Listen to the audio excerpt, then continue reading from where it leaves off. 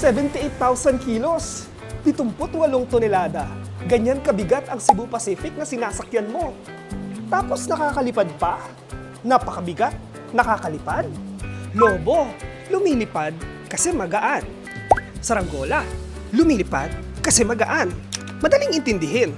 Pero ang eroplanong sinasakyan mo, Cebu Pacific, AirAsia, 78,000 kilos. Napakabigat. Paano nakakalipad? Eroplano pa lang, 42,500 kilos na. Tapos idagdag ka pa na pasahero kasama ng mga ibang pasaherong kasabay mo, ang lahat ng inyong mga maleta at ang gasolina ng eroplano. Pag pinagsama-sama mo yan, napakabigat. Ang 78,000 kilos, kasing bigat ng 1,500 na sako ng bigas. Paano nga ba nakakalipad ang ganyang kabigat na bagay? Ang sagot, nasa pakpak, hindi sa engine.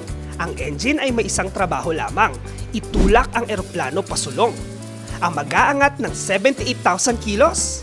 Pakpak. Kaya pala kaya niyang buhati ng 78,000 kilos. Dahil sa pakpak, may slight tilt ang pakpak pataas, tinatawag itong angle of attack. Habang gumagalaw ang eroplano pasulong, nagde-deflect ang pakpak ng hangin, pababa. Pero bakit kaya nitong buhatin ang 78,000 kilos? Dahil sa laki at bilis nito. Ang dalawang pakpak ng A320 ay may pinagsamang 122 metro kwadrado. Kasing laki ito ng isang malaking silid-aralan.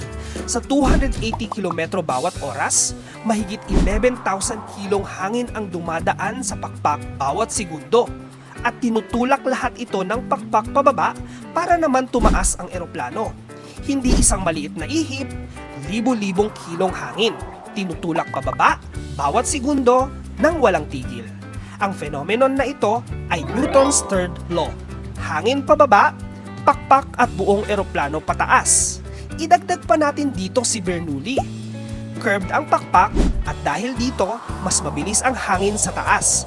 Bumababa ang pressure kaya merong extra lift. Dalawa silang nagtatrabaho, magkasama, nagbubuhat ng 78,000 kilos.